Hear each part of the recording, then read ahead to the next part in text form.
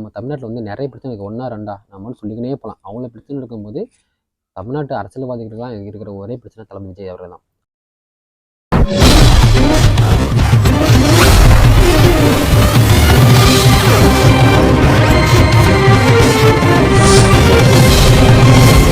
புதுசாக ஒருத்தவங்க வந்து யாரும் உள்ளே வரக்கூடாது, அவங்க மட்டுமே இருக்கணும்னு பார்க்குறாங்க. அது வந்து ரொம்ப ரொம்ப தப்பு. ஏன்னா வந்து அரசியல் வந்து யாரோனா பண்ணலாம், நீங்கள் பண்ணலாம், நான் பண்ணலாம், அந்த இவங்க தான் வரணும், இவங்க வரக்கூடாது அப்படின்னு சொல்கிறதே மிகப்பெரிய தப்பு. ஏன்னா வந்து நம்ம எவ்வளோ இன்டர்வியூவில் பார்க்கும்போது விஜய் அவர்கள் ஏன் அரசியலுக்கு வராரு, நீங்கள் ஏன் சப்போர்ட் பண்ணுறீங்க அப்படின்னு. ஏன் சப்போர்ட் பண்ணக்கூடாது?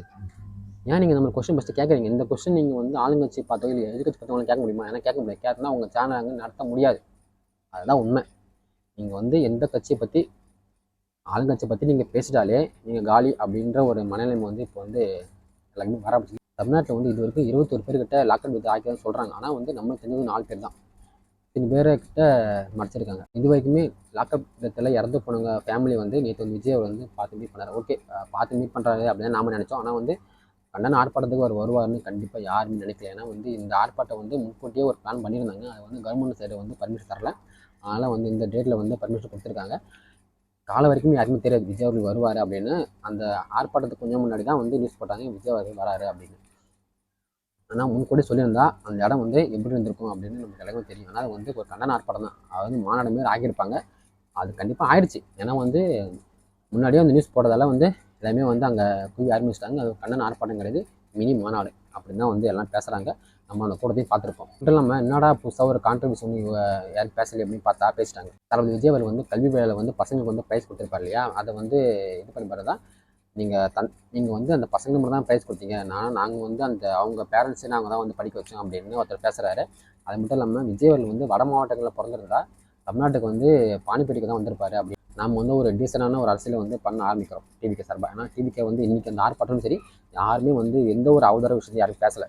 அவன் இவன் போடா வாடா அப்படின்னு யாரும் பேசலை. விஜய் அவர்கள் வந்து சார் தான் சொல்லி பேசினார். மற்றபடி அங்கே இருக்குன்னு எல்லாருமே வந்து வேறு தான். இதுதான் வந்து ஒரு நாகரீகமான அரசியல். இந்த நாகரீகமான அரசியலை வந்து இப்போ நம்ம இப்போதைக்கே நம்ம பார்க்க முடியாது. அது முன்னாடி நம்ம வந்து நான் பிறக்கா முன்னாடியே வந்து அந்த நாகரீகமான அரசியலை வந்து பார்த்துருப்போம். ஆனால் இப்போ இந்த அரசியல் யாருமே கிடையாது. காசு வச்சு பேச வைக்கிறாங்க. அவன் பேச நீமா அடிச்சதுலேயே நான் பார்த்துக்கிறேன் அப்படின்னு அந்த கொஸ்டின் வந்து யாருமே கேட்க மாட்டாங்க. ஏன்னா வந்து நான் ஒரு மீடியாவில் பார்த்தேன், விஜய் அவர்கள் வந்து பர்சனல் விஷயமும் வந்து நிறைய பேர் தாக்கி பேசுகிறாங்க. அவன் இவன் போடா வாடா அப்படின்னு, அவன் ஒரு ஆளே கிடையாது அப்படின்னு பேசுகிறாங்க. ஆனால் அதை வந்து மீடியாவுக்கு வந்து எதுவும் கேட்க மாட்டாங்க.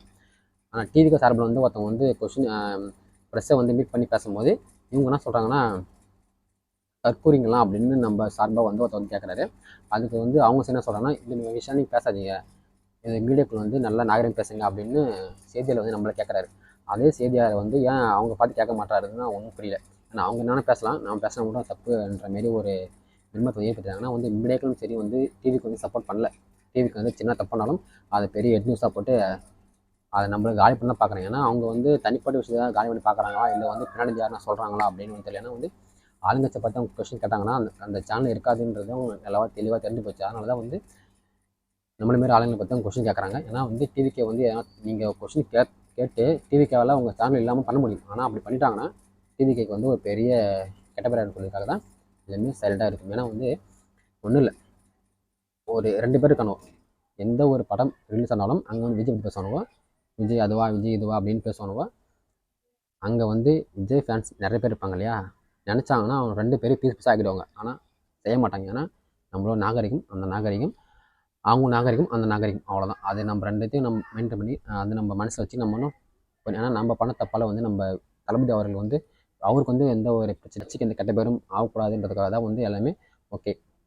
நம்மளை எந்த அளவுக்கு ஒருத்தவங்க வந்து நெகட்டிவ் பேசுகிறாங்களோ நம்ம அந்த அளவுக்கு மேலே போயினே இருக்கிற அர்த்தம். அவங்க பேசலாம் நெகட்டிவாக, ஆனால் அது நம்மளுக்கு வந்து பாசிட்டிவ் தான். அந்த ஒரு மைண்ட் தரல நம்ம வந்து போயிட்டே இருக்கணும். விஜய் அவருக்கு வந்து 2026 வந்து ஒரு மக்களுடைய மனநிலை, மக்கள் அந்த நேரத்தில் என்ன பண்ணாங்கன்னா, மக்கள் வந்து இந்த நேரத்தில் வந்து திமுக அப்படி பண்ணாங்க அப்படின்னு பேசலாம். அந்த டைமில் வந்து காசு வாங்குறவனு ஓட்டு போடலாம், எப்படி வேணால் ஆட்சி மாறலாம் இல்லையா. அது வந்து நம்மளோட தமிழ்நாட்டு மக்கள் கையில் தான் இருக்குது. பட் இருந்தாலும் 2026 டிவிக்கு வந்து மெஜாரிட்டியாக வந்து ஒரு மாற்றத்தை நம்ம வந்து கண்டிப்பாக பார்க்கலாம்.